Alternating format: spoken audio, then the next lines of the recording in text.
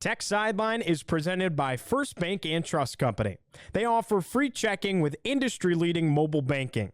Who you choose to bank with can make all the difference. Visit firstbank.com to learn more. What's up, Hokie Nation, and welcome into episode 428 of the Tech Sideline podcast. Yes, it's a new studio. Football season's almost here, and what's this going on with the Board of Visitors and Whit Babcock at Virginia Tech? We'll get into all that and much more on episode 428 of the Tech Sideline podcast, which starts right now.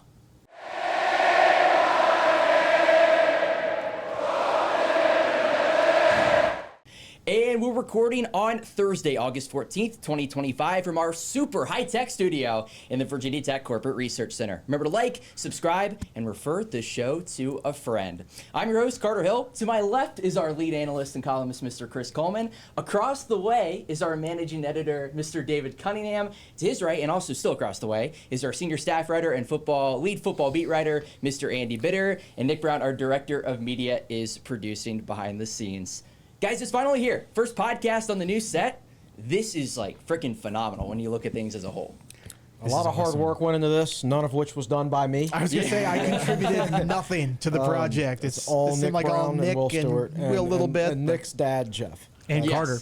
And Carter helped a lot. Carter did a lot. Yep. I helped here and there in moments. I was in the time lapse like 3 or 4 times. So I helped bring some of the wood in. yeah. So you helped. So you helped. You contributed. Really. This is awesome. We've got some graphics. Yeah, I feel like a lot of people listen to this audio only, so you got to describe what the place looks true. like. Did anyone see the movie Tron?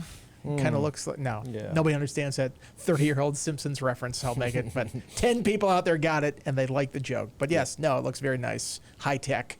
This whole thing, the lights. It sounds like we can do stuff with the lights that is pretty cool. Yeah. I don't know. Whole thing looks great. Nick, the craziest thing is like Nick can control like all of this from his phone. Yeah. Like Nick has like apps The and future whatnot. is now. Yeah.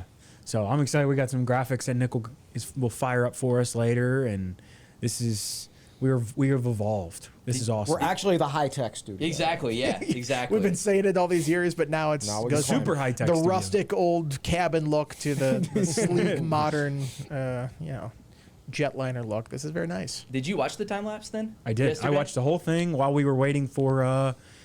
After I posted it, I watched the whole thing while we were waiting for football interviews yesterday. Yeah. And there's a lot of Nick running around in circles. Yeah. No, 100%, 100%. Like It was a 20 good time. minutes, but it was great. Yeah.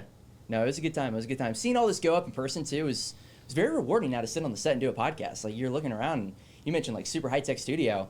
Trust me, like when you're climbing on the ladder and cutting down the old lights and you're putting this stuff up, and I didn't put up these lights, but when you're cutting everything down and the zip ties and you got all this stuff that I haven't touched in my 22 years on the face of the earth, you're like, wow, this is crazy. So glad to be with you guys. This is gonna be fun. So Hey, for the first time ever, we've sold the naming rights to the studio. Welcome to the Tech Solutions studio, and many thanks to Matt Talent and everyone at Tech Solutions for sponsoring the studio.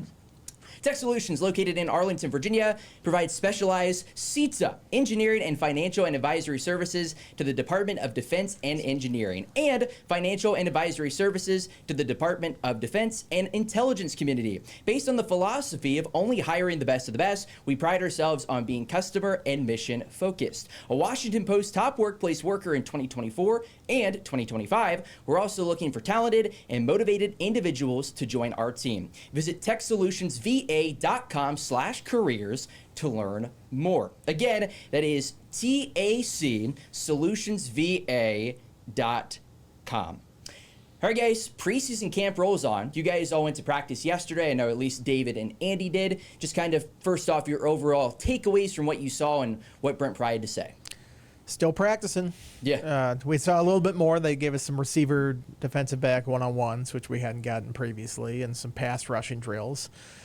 Still have not seen an 11-on-11 snap, and we probably will not for the rest of August. I think the first snap that we'll see will be in Atlanta against South Carolina. But, I asked Pry, is the tenor of practice changed? And there's still sort of that early phase of practice where they're trying some stuff out, maybe holding back snaps on a few guys because they don't need to really see what they can do, test some guys, see if they're capable of helping this team right now before you move to the next step and you start get closer to game planning and go forward with the guys that are really going to help you on the field this year. So I think they make that shift sort of end of this week, going into early next week, where they take it up a notch in terms of preparation. Yeah, I thought Pry talked about a little bit of lopsidedness yesterday in practice. Something where the offense would do really well in one drill, and then the defense wasn't as good. And he's like, you need it to be balanced, and you need the other side to catch up. We talked to Cody Heisman and Montavious Cunningham, no relation, of course. And Are you Hog Jr.? Is that what Jeez. We talked to both of those guys too about just the tenor of camp, and I thought Andy wrote a good piece on Montavious Cunningham, who's kind of solidified this offensive line a little bit. Feels like they know the 5. They have known the 5 for a while. They feel good about that 5. And then Cody Heisman, a guy who has added a lot of depth to this defensive line room. So, yeah, nothing too crazy from camp. Some injury notes, which I'm sure we'll get into. But, camp marches on. We're in the middle of camp, the part that I hate. And Okay. I think players hate this part of camp too, because the first week you're excited to be out there and playing. And once you get to game week, you're excited because you're preparing for a game and you're about to play. It's those middle couple of weeks where you're just hitting each other every day. Or if you're like us, you're the media, you're starved for information. And fans just want to know what's going on, but you don't know what's going on. So first week exciting, last week exciting, the middle 2 weeks, let's just get through them. Yeah. Right? So I'm ready to get through these. Well, this kind of tells you where they are at practice. The guy who stood out yesterday was Devin Alves, or Alvis, I believe it's pronounced, at wide receiver, and he's a guy we haven't heard a whole lot of. Made a lot of plays, switched from defensive back to receiver before spring ball, but according to Pry, just sort of had an okay spring, but he's starting to get a feel for the position. But the quote that Pry had around it is like, well, he's not with the first team and not quite with the second team, but he could start to be competing. So that kind of tells you what they're looking at right now. Can guys get in that backup group to be contributors on the field this year, or is it going to be a redshirt type situation coming up for a lot of players on the team? So they're still trying to figure that kind of stuff out. It's probably maybe his last opportunity at Virginia Tech, because he's got a window of opportunity to break into the rotation right now, because Chance Wiggins is out with an injury. Yeah. And Wiggins could be out for a while, according to Price. Sounded like it could develop into that. Right. They don't really know yet. And the Hokies need another outside receiver with some height, someone besides Donovan Green.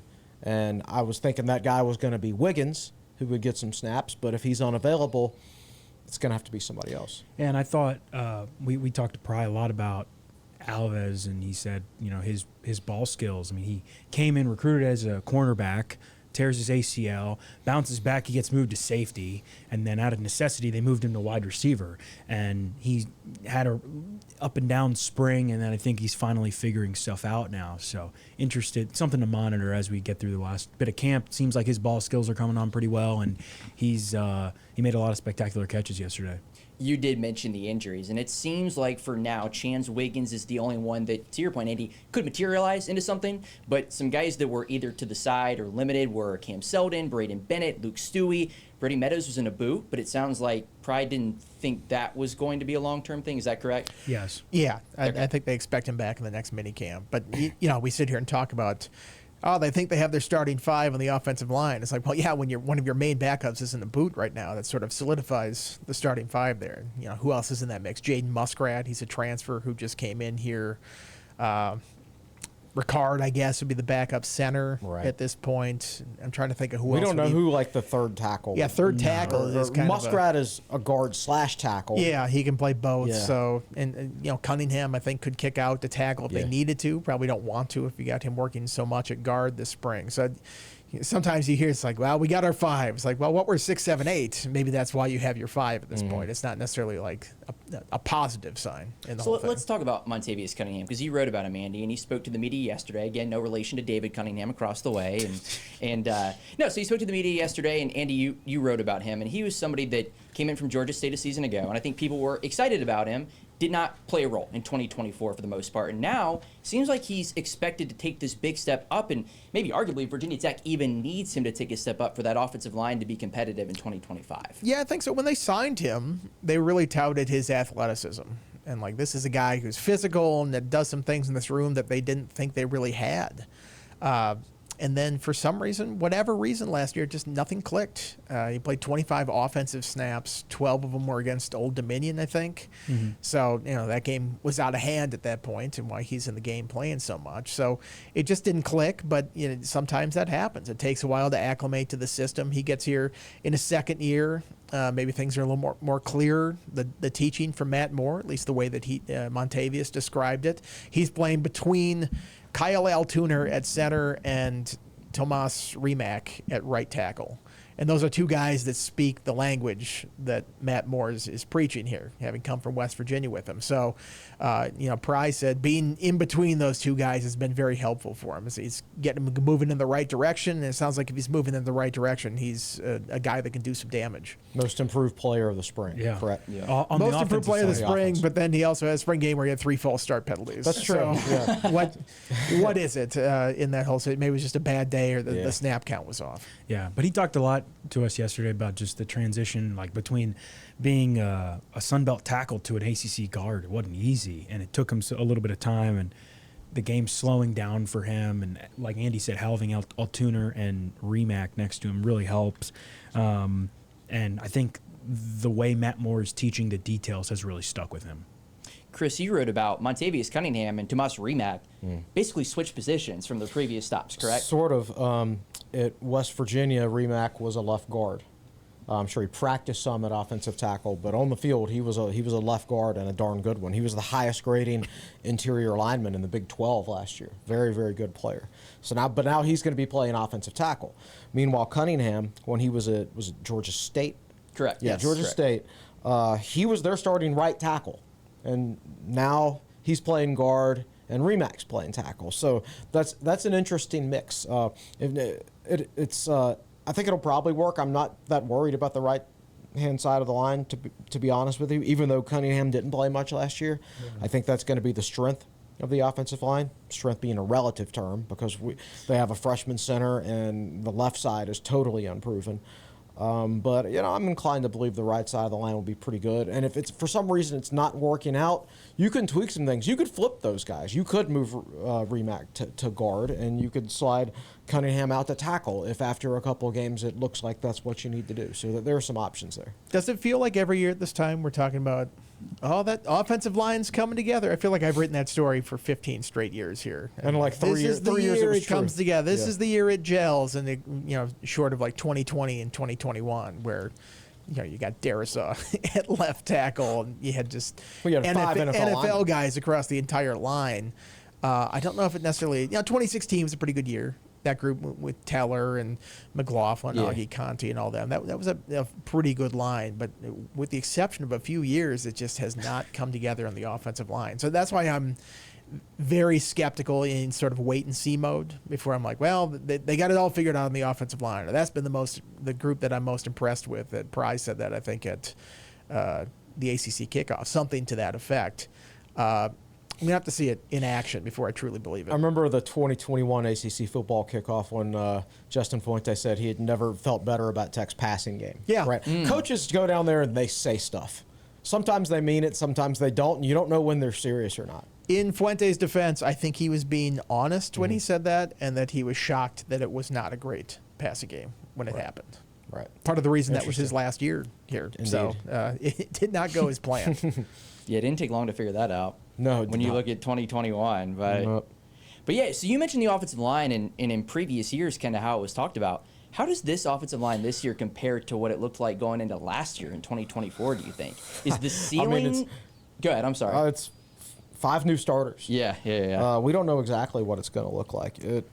They've got their 5 now, but again, like Andy said, is some of that because these guys aren't adequately being challenged in practice because there's not a lack of quality depth. Brody Meadows is in a boot, and he was also banged up in the spring. He didn't do as much full contact scrimmage work in the spring because he was injured. He would do regular parts of practice, but not the full contact scrimmage work. So he didn't really get a fair shot to win a starting job in the spring, and now he's banged up again.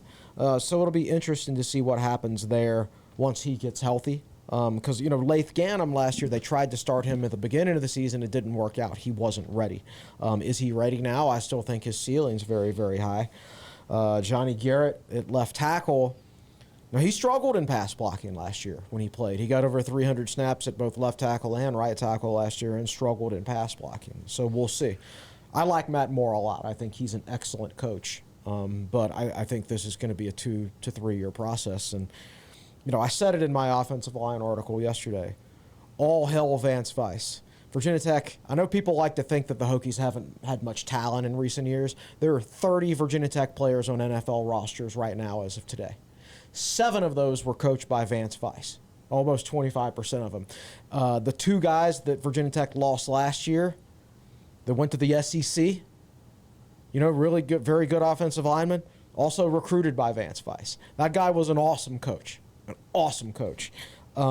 And Virginia, this line that Matt Moore has, it was recruited by 4 different offensive line coaches. You got Joe Root, you got one Vance Weiss holdover, and that's Johnny Garrett, who was recruited by Vance Weiss. Everybody else was either Joe Rudolph, Ron Crook, and now, Matt Moore brought some guys from West Virginia, obviously. What I do like is some of those previous guys were offered by West Virginia. Like, for example, Aiden Lynch.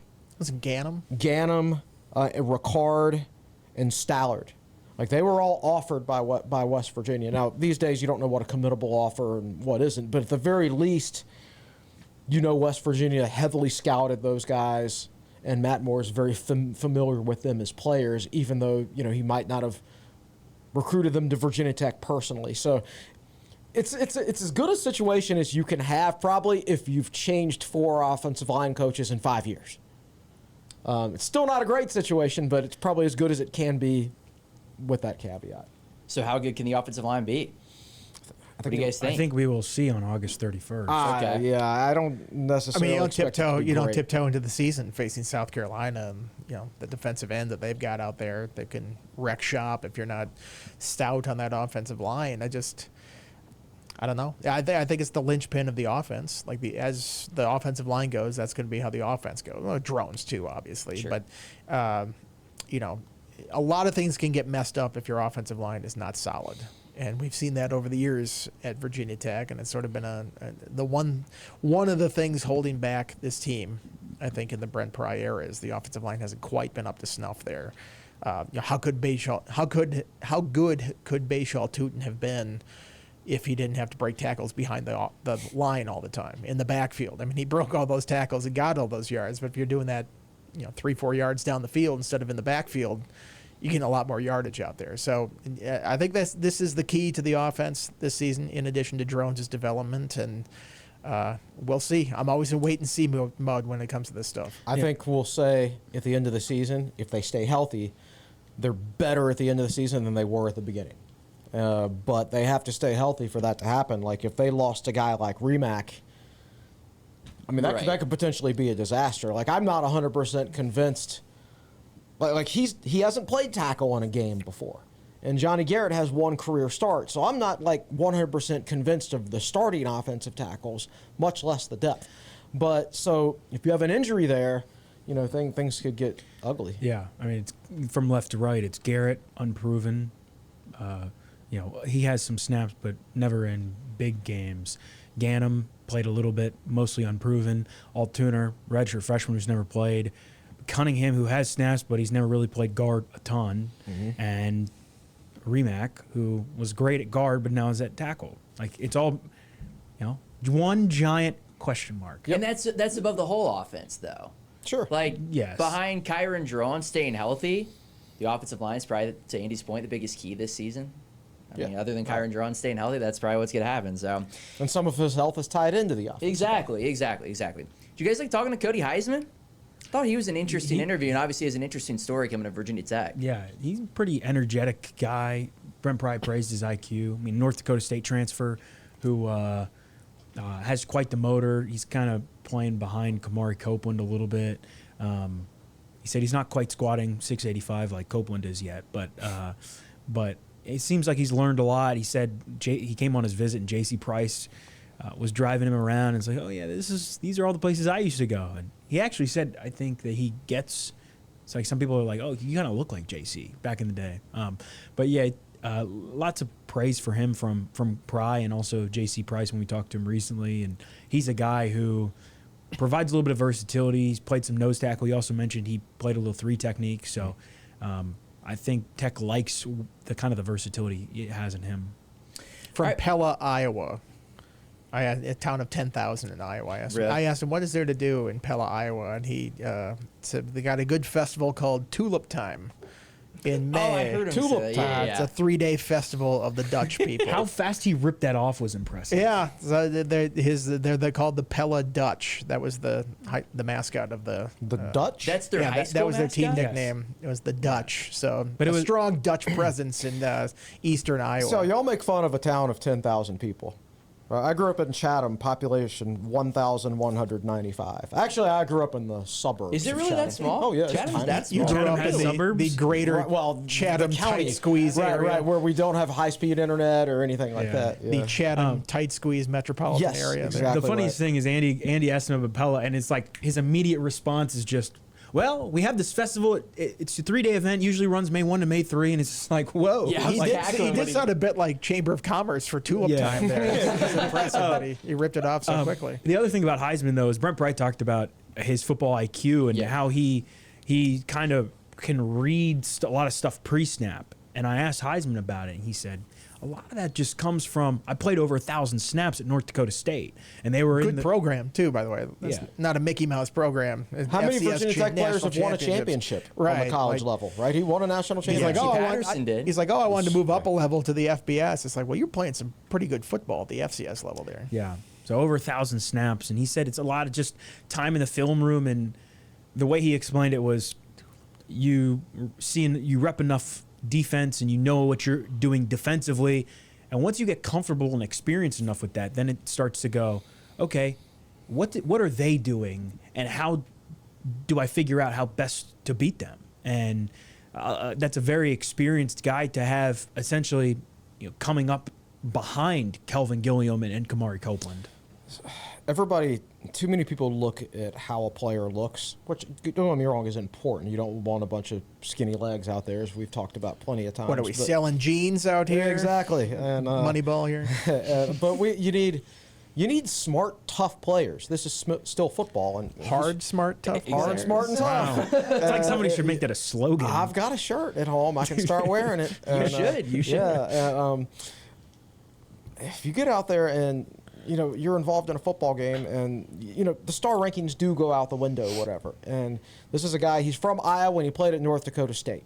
You don't go play at North Carolina State if you're a dumb football player and if you're not tough and if you're not strong, right? So I'm glad he's on the team. I'd take a few more guys from North Dakota State too, because they just know how to win, and that's when you're doing your scouting report. Is toughness. I know a basketball scout.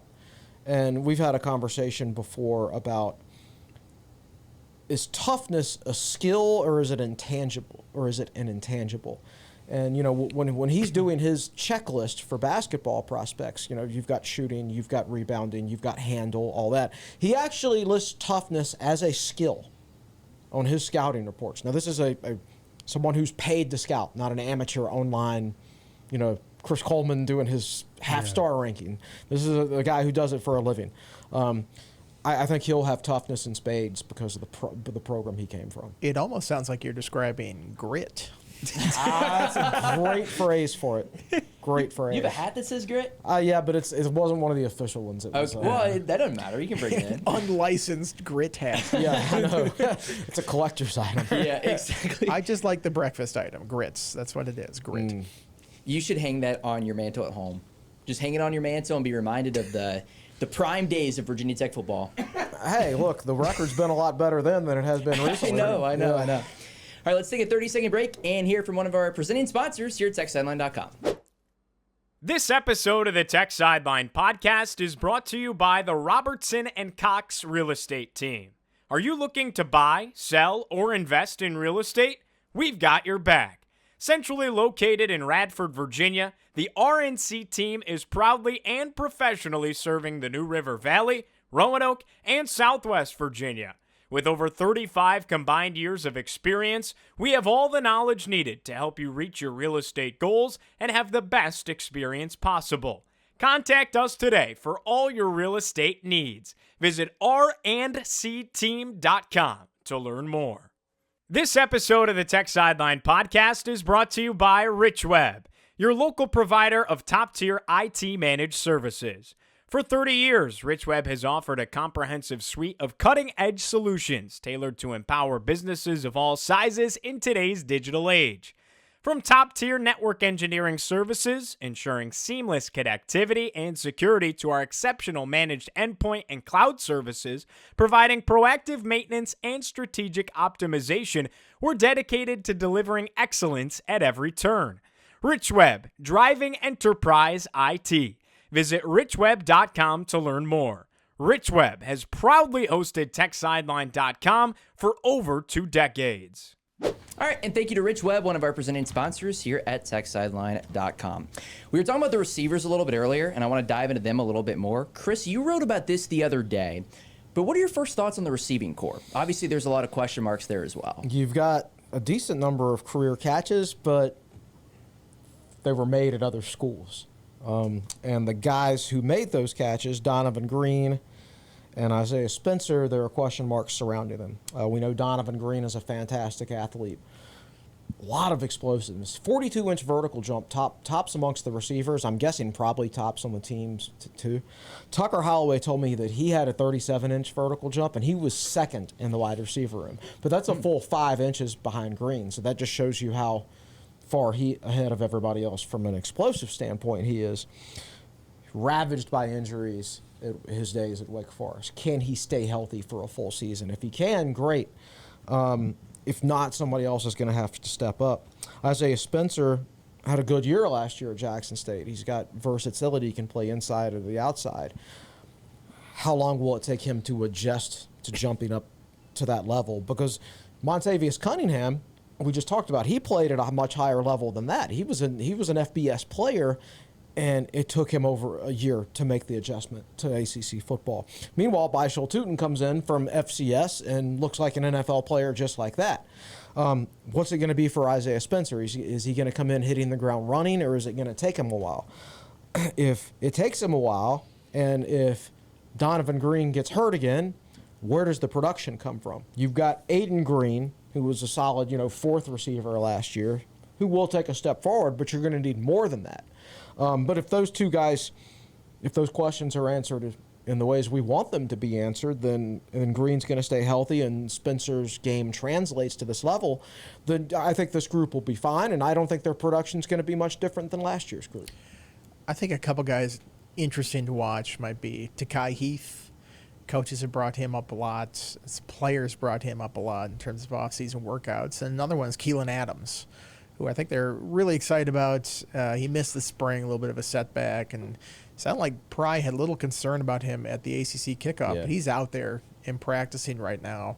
Takai in the slot, obviously. I think Keelan can move around a bit more than that, but they're going to need more than just 2 guys. And, Cam Selden, we didn't mention him. He's dealing with something right now, but he's sort of in that football player mode. That's like, he's sort of a receiver, could be a little bit of a running back, and in some, end arounds or things like that. Jet sweeps, a popular play around here. What they hit him with in the spring game, was it a running back pass or a wide receiver it was pass? Aiden Green threw it to Green. him down the field for a touchdown.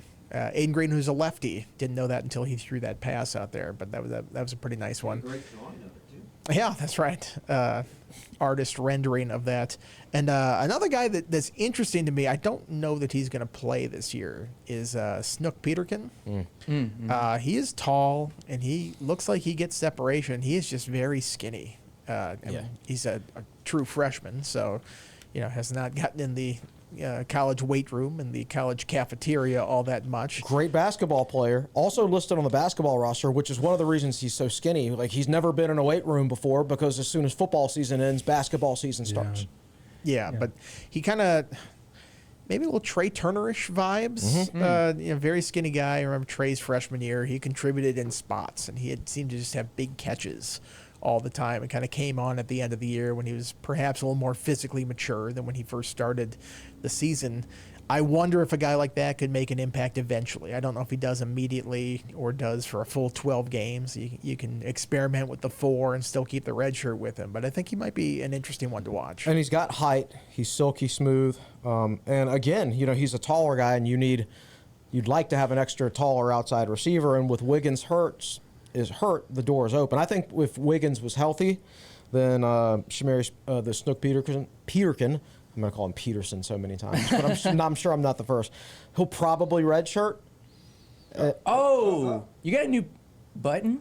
Oh, that's got the red shirt crazy. button. I was just waiting to have a chance to break it in. But you never know. Now with Wiggins out, if he can stick his nose in there and kind of win the job. As far as Heath goes, every year at Media Day, I ask Virginia Tech's returning players, like, who's the newcomer that you're most excited about, who stood out to you the most in practice. 2 years ago, I don't want to say most of them, but maybe more than any other offensive player, they said Heath. And then he got hurt. First play, he broke his wrist on the first play he was in the game at Rutgers. Rutgers? Yeah. Last year, I got the same answer, and he got hurt again. And this year, we're hearing it again. Can he stay healthy?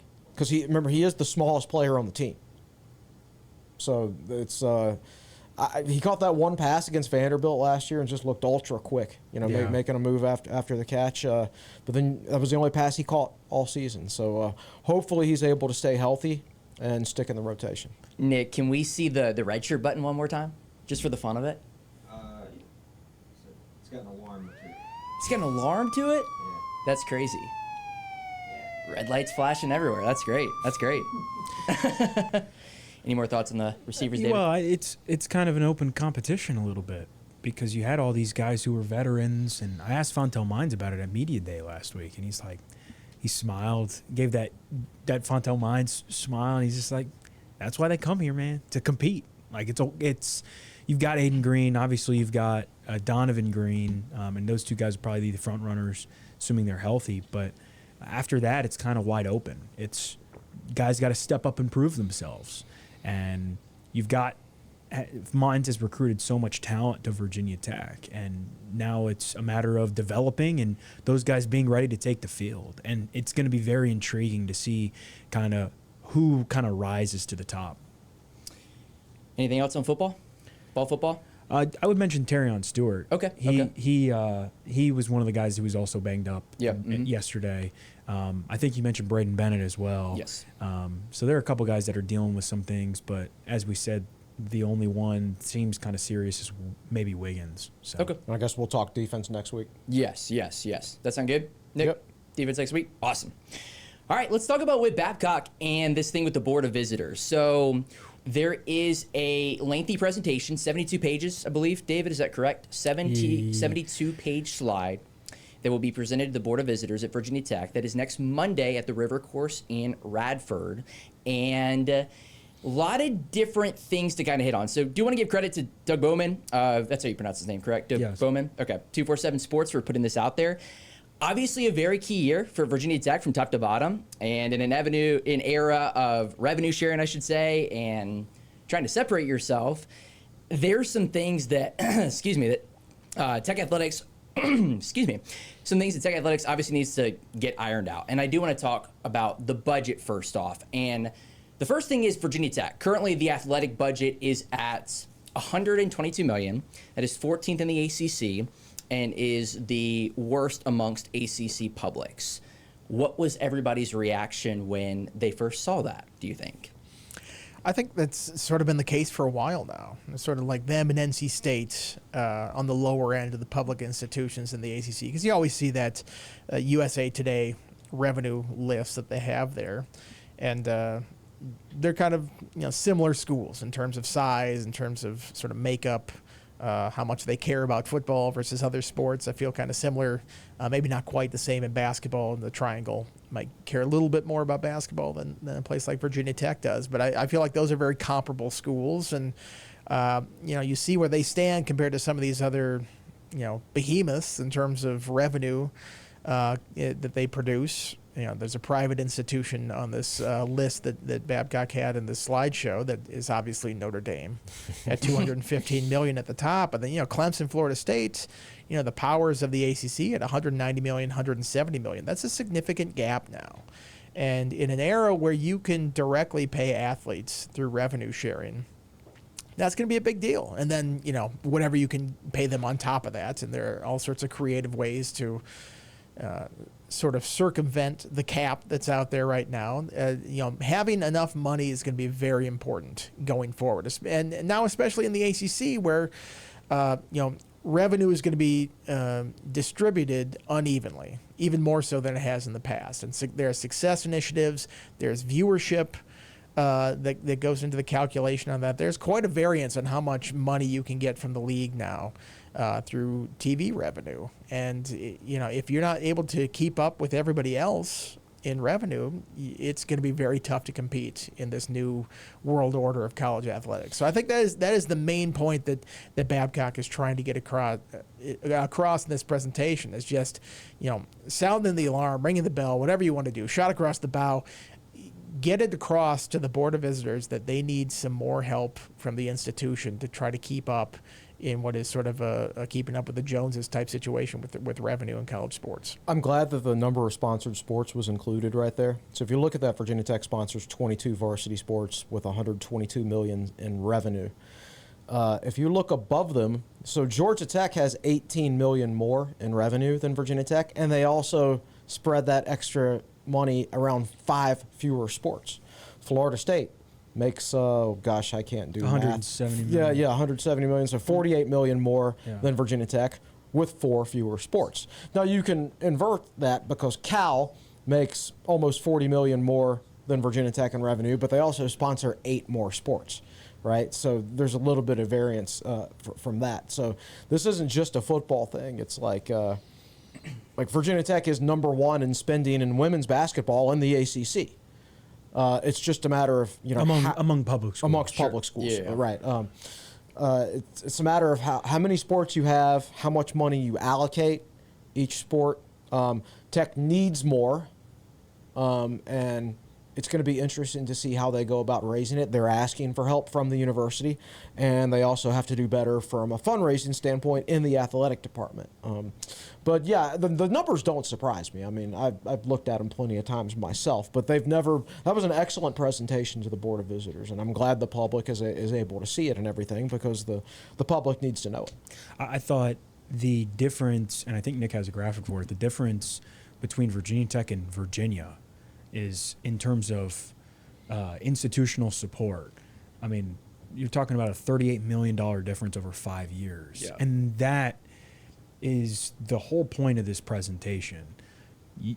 The Virginia Tech is behind a lot of its peers, and Virginia Tech is way behind Virginia. Yeah. And your 2 in-state schools, and what Whit outlined what the Hokies are doing to get the $20.5 million. Part of that comes from raising athletic fees for students. You're going to get an extra $10 million from that. But they're just now getting up to the student fee mark that Virginia is at. They were like $400 lower. Tech had the lowest institute, and still does, the lowest athletic fees in the Commonwealth.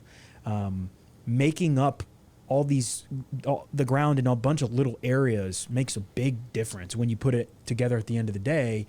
And it's showing all these different charts and whatnot, Carter. It all goes back to the end question, which is how much does the Board of Visitors care about athletics? Yeah. Well, it's a good way to sell it, because you can say like, oh, we're not keeping up with Clemson.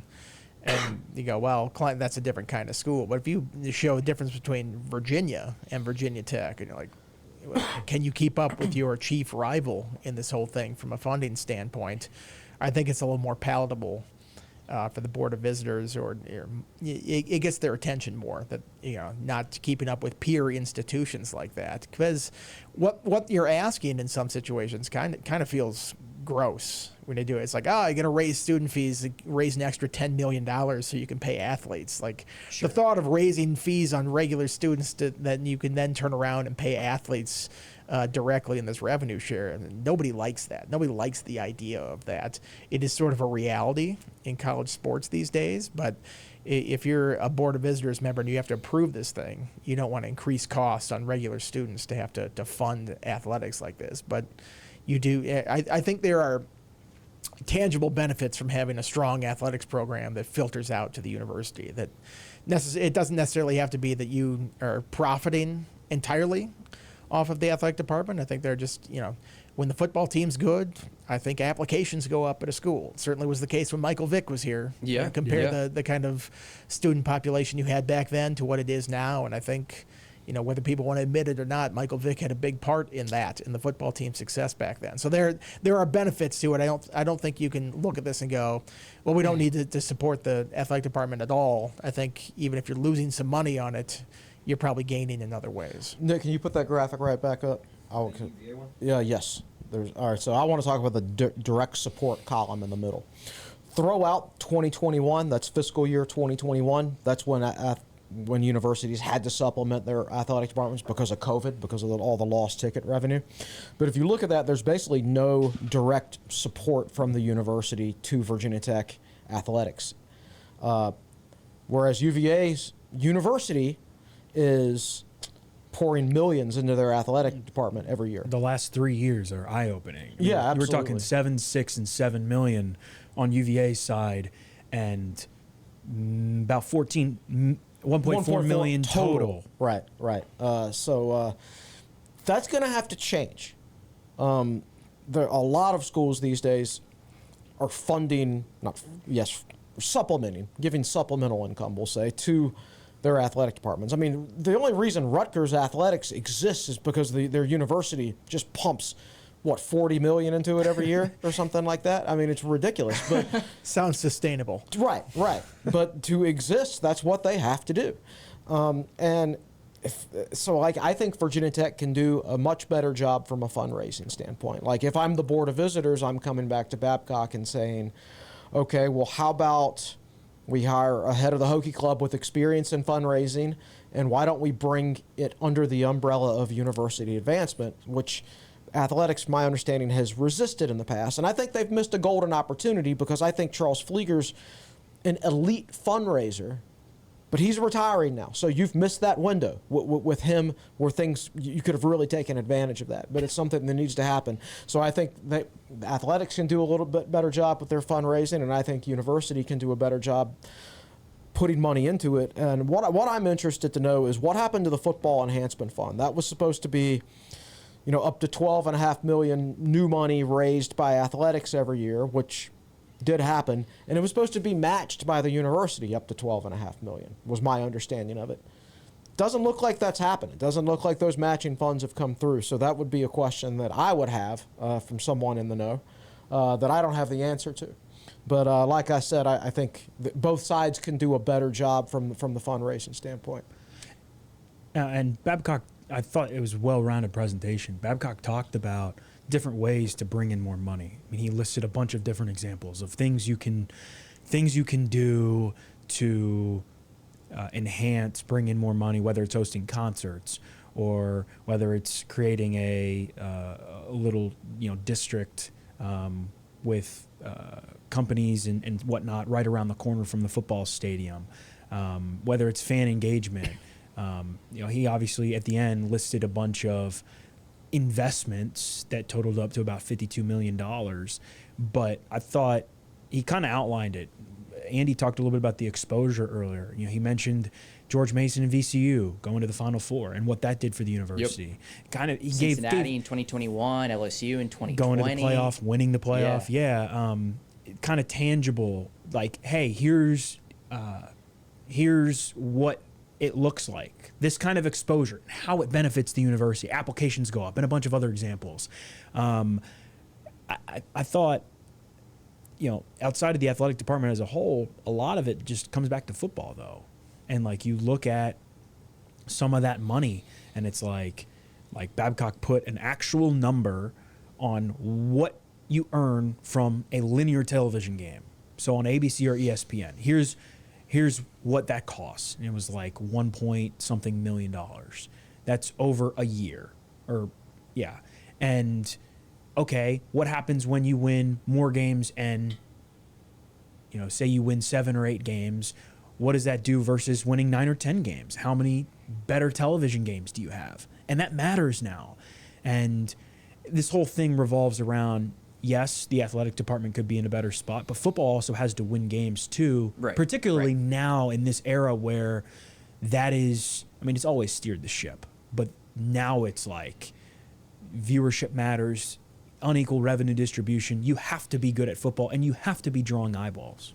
Right, so like if Tech hadn't blown all those fourth quarter leads last year and won 8 or 9 games like they should have, the Vanderbilt game this year is probably on an ESPN network rather than the ACC network, right? A lot of the stuff, the success is translated to the TV markets a year later. Yeah. So you mentioned Lane Stadium, and this was hit on too during the presentation, as a potential venue for future concerts, entertainments. The entertainment district was mentioned maybe around the stadium, maybe in Chicken Hill or even at the Corporate Research Center. Is that something you all ever see happening, maybe? Like the entertainment district? That was the one thing that I was like, that might be a little bit lofty. I feel more confident about that than somebody's going to regularly sell out Lane Stadium with a concert. Yeah, that's fair. Metallica felt very unique. I should just say unique. You can't be very unique. Unique is already like that. A grammarist would get on me about that. I don't know how many concerts are coming through Southwest Virginia that are going to sell 70,000 tickets. I just don't know. I don't see it happening with too many things. They've mentioned this, pregame district. They've modeled it after Cy-Town at Iowa State, Lambeau Green Bay, Field, and the Deer Braves. District. I've been to 2 of those. The Bucks. I've been to the Braves and I've been to the Packers, and I've been to the Bucks they're both too. awesome. Yeah. Okay, I mean that would be a cool thing. I'm still trying to conceptualize how it would even fit down there, where you would put it. Sure. Yeah. It seems like it's just, I don't know. I'm sure they have plans on how they would do that kind of thing, but something like that would be fun. It would professionalize college sports a little bit more. It would certainly commercialize the whole thing, but that's the name of the game now. You got to put patches on the jerseys with advertisements. You got to sell the naming rights of the field. You see all these other schools doing this stuff. I mean, shoot, Tennessee just signed with Adidas, and part of the payment is going to be to go straight into the NIL fund that they have. So you have to come up with unique ways to get additional revenue in this. I don't think Virginia Tech has tapped all those yet. Sometimes it's tough to change sort of the way you've done things over the time. And I think that's a big part of this presentation is, I think Babcock has tried to get the message across, to get more institutional help or more ways that they need to find to create revenue here. But I don't think it's quite sunk in with a lot of people. I think this presentation is just trying to hit some people on the head with a hammer. Like, this is what needs to be done to be competitive. Because, I mean, there's another slide in this presentation that shows the variance that you could have in revenue distribution in the ACC based on viewership, based on success initiatives. And it could range from $35 million to an estimated $65 million. That's tough to budget. You could have a $30 million difference between your high and your low end based on how you do in the kind of viewership numbers you have. So you need to invest to have a good football program that wins on the field, that people want to watch, and that puts you at the higher end of those revenues so that you can then turn around and put that back into the program and continue to have that kind of success. So there's a lot at stake with these football seasons now, and it's a new paradigm for these athletic directors. It used to be you could kind of just, Duke was awful for a decade plus, 2 decades in the ACC, and they just kind of collected the checks football-wise. Yeah. Mm-hmm. It can't be like that now. You've got to be good. You have to invest, and those schools that do invest get a greater reward. Yeah, I think Whit has rightfully taken some criticism over some communication issues, we'll say, that he's had.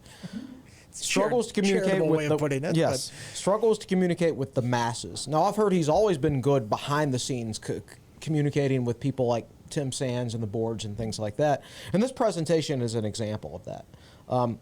And it's also something that the masses can see as well. So this is like an A+ job as far as I'm concerned. My favorite quote in the whole document, I think he said something like, "It costs money to win, and it costs money to lose." Yeah, I included that in the story, Right. and I that drew my eye too. Yeah. Yeah. Because that's the bottom line now.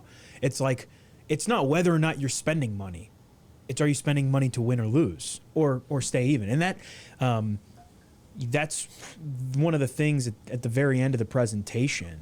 You know, one of the same slides Whit used at the beginning, he put it at the end, and it basically asking, how important is athletics among Virginia Tech's other chief goals as a university, like global distinction and advancement? And how important does it need to be? That's the big question. How important does it need And to it be? comes down to the Board of Visitors.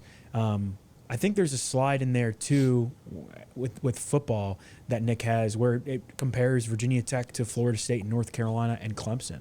And here you go. And that money and where that falls.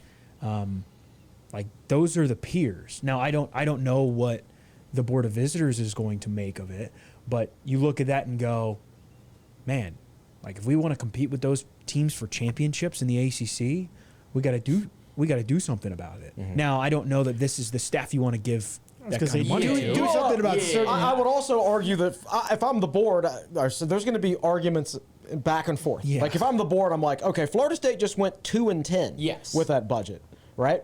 So pumping millions and millions It and doesn't millions more, it doesn't guarantee anything. Correct. And that last I checked, Bill Belichick hasn't won a college football game North yet. Carolina is a right? very extreme that could be the worst investment North Carolina's ever made. Not it could be. Yeah, it's a good point. Good point. So yeah. there's a happy medium that can be found, though. I think it's more so opening up eyes to what other people are doing. Right. Here's where we are. Here's where they are. And Well, this is a good example too, because which of these programs up there has alignment between its president, its board, its fundraising wing? It's Clemson. You know, North Carolina has boosters hiring a head coach over Right. the athletic director. Florida State has had all sorts of troubles with, the old guard and the Bowden folks. Their They're booster this is club how we did it runs for the the longest athletic time. department. Yeah, Yeah. so I mean, you can see of these four here, which is the most successful athletic department right now. It's the one that's the most well run as well. So they Yes. have money and they have alignment, and those two together can be a powerful thing. It's also crazy to me that Virginia Tech hasn't been in the top half of the league in football viewership in the last 2 years. That's crazy to me. That's because they didn't win enough the previous. that's what happens 2 when or you go 3 years. 6 and Yeah. 6. Yeah. Well, and their non-con schedule too. You look at their non-con schedule. Yeah, and if they haven't been good, they're going to get relegated to ACC network a lot. You're not going to draw as many eyeballs there as you will on a Right. primetime network slot. So it'll be interesting to see what this year does to the numbers, because they do have the Sunday game. It's the only game on at 3 o'clock on Sunday. A lot Yeah. of people will be watching that game in Atlanta against South Carolina. The Friday night game does pretty well. Yep. That's one of the only games on, and you don't even have to compete with the NFL on that night. That's why Friday has become more popular than the Thursday night games now, because granted, you have to give up a chance to host recruits on campus because they're all playing their high school games that night, but TV viewership wise, it's a trade-off now. And how What much do you does high do? school recruiting matter anymore? Right, exactly. To a certain degree. I mean, you still have to do it. Yeah. Yeah. And you still have to get your core guys and develop and pay them. But now you're not signing 28 member classes and hoping that all those guys stick around for a while, because they don't. Yeah, and think about, when you see what channel Virginia Tech is playing on, like, that's money. Yeah. That's what it is. It is now. Well, it used to be such a thing. It's like, what network are they going to be on? It's like, ACC network again. I don't really like the production value of this stuff. And now it's going to be like, oh man, they're cheating us out of viewers now. I mean, people At least we get a lot get of night very games upset on the about that ACC. stuff. No, that's true. I mean, like the schedule reveal on, what is that, Mondays when that comes out? Tuesday? I forget what day that comes out. Yeah. That's like a big deal now to see where they slot these things. And I'm sure the conspiracy theorists will be out there. It's like, oh, they want Miami to win. That's why they're putting them there. It's like, well, Miami does draw more eyeballs on TV. They draw a lot, and a lot of it depends on your scheduling too. Yeah. And that's why they've basically canceled the ODU series, or at least canceled the road games. And you're going to see a shift in scheduling strategy in the future. And something else I'll add on that is, if Virginia Tech has a good front part of the year, think about what November looks like. You've got Louisville, Florida State, Miami, and Virginia. And it's like if you're a team that's enjoyable to watch, that's winning games. I'm not saying you have to win every, but like there's a better chance when you play a Louisville, when you play a Florida State, when you play a Miami, when you play these big brands in the league, that you guys are going to be on the bigger networks, and it benefits you. Like, that's the thing. It's all intertwined. Yeah. And there's your opportunity. Yeah, 100%. Yeah. All right. I hate that we're talking about this. All right, because what got us into college sports is that it's fun. It's supposed to be fun. Yeah. All right. We all want night games, right? Well, you do as a fan. We don't as writers. Well, okay. As a writer, right. Give me noon every week. We're talking to But the yes, fans I know what here. you mean. All right, Yes. the fan base wants night games. Everybody, they're more exciting. The atmosphere is better. I know what you're going to say. All right. Whit Babcock right now would rather have a noon ESPN game because it's going to make more money, because so those slots on the ACC network, they're not going to mean as much. So the next time you get mad that Virginia Tech gets an ESPN noon game, know that from a financial standpoint, it means it's making them a lot more money than that night game in the ACC. So from a financial standpoint, you have to sit around and hope you get noon games on one of the networks now. Hope you get enough noon games that in the future you can get Wi-Fi in the stadium. Right, yeah, exactly. So that kind of kills the fun of it to me to a certain extent. Now, so think about it. Think about like the Vanderbilt game. Yeah, Like, it's a 7:30 or 8 o'clock game on ACC. And I said if Tech had won 8 or 9 games last year, then that's probably an ESPN game this year. Yeah. Except it would be the ESPN noon game, and we'd be missing out on the night game, which we are getting because it's on the ACC network. So as a fan, this stuff isn't necessarily better. In fact, I know it's not better for fans. The last time anything good happened for fans in college sports, I can't remember. Yeah.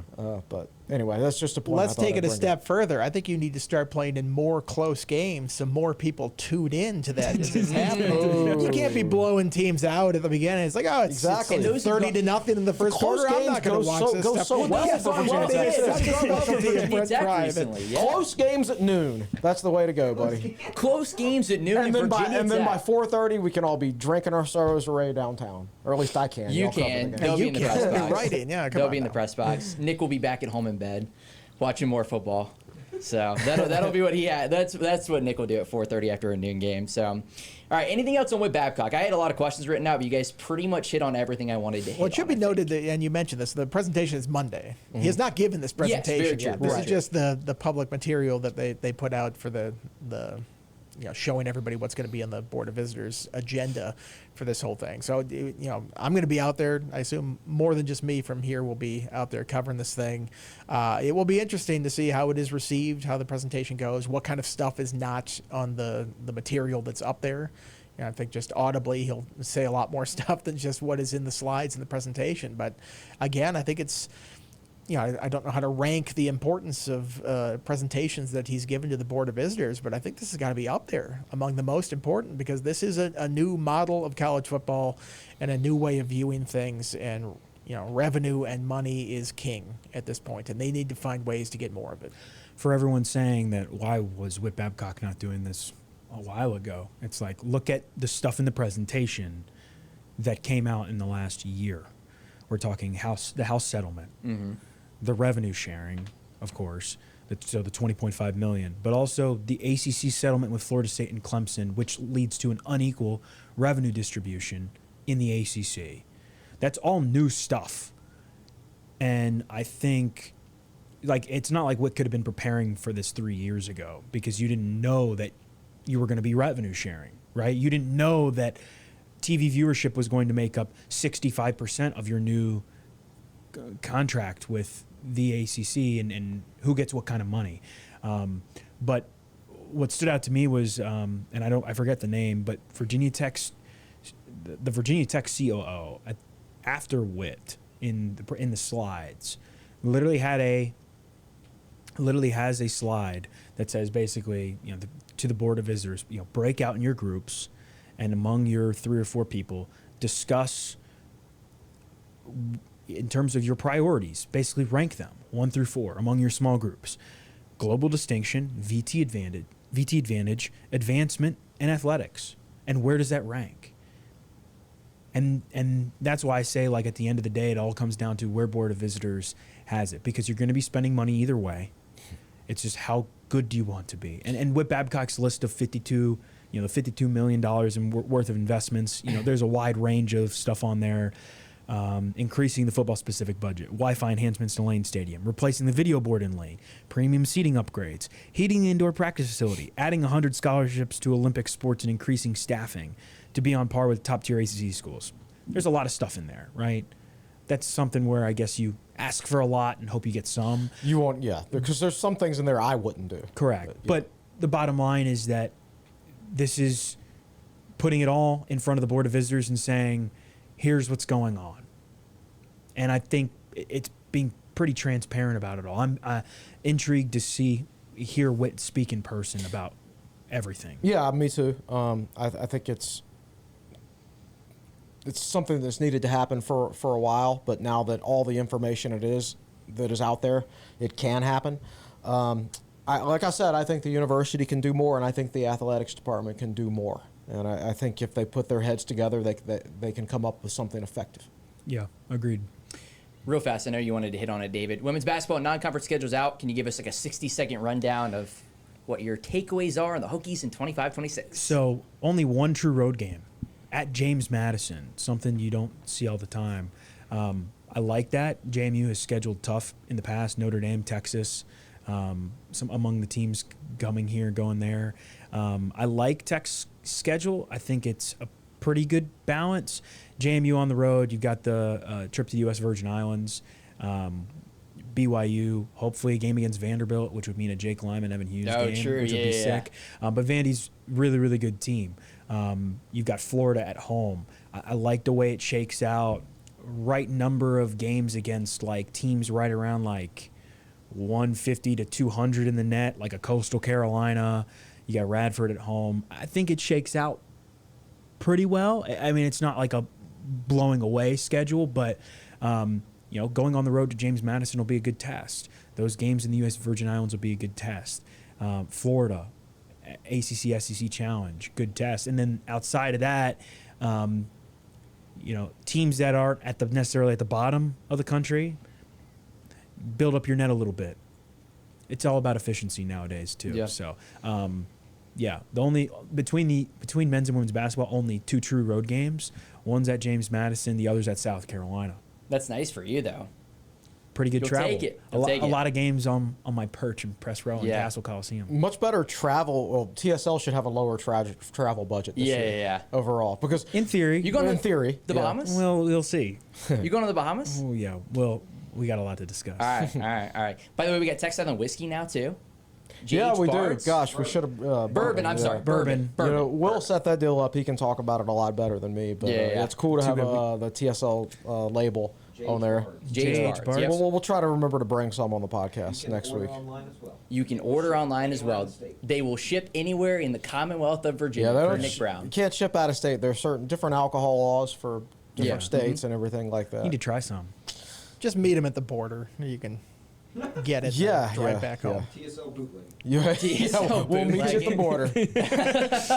All right, what's coming up on TechSideline.com? Let's start with you, Mr. Coleman. Oh, I've got my defensive line article coming out today. It'll be up when you view this podcast. Yeah, exactly right. And I really kind of get into what's the difference between an edge and a defensive end, because I think Virginia Tech's going to have two unique end positions, like they did back when they had the stud and the end on the Bud Foster. I didn't realize that. Now again, I was much younger, but I didn't realize that there was that big of a differentiation between the stud. And they would recruit specifically to those positions. And Pry 2 years ago talked about how the offense was vanilla, and then this summer, Gilliam told me that he thought the defense last year was vanilla. And Virginia Tech can't be vanilla because they're not going to get five-star recruits. They have to be not unique. On both sides. Right. Bud Foster's defensive scheme was the opposite of vanilla. It had all these unique parts of it, and they recruited to those unique parts. And I think they're going to do the same thing under Sam Siefkas, which is why I'm excited about that side of the ball.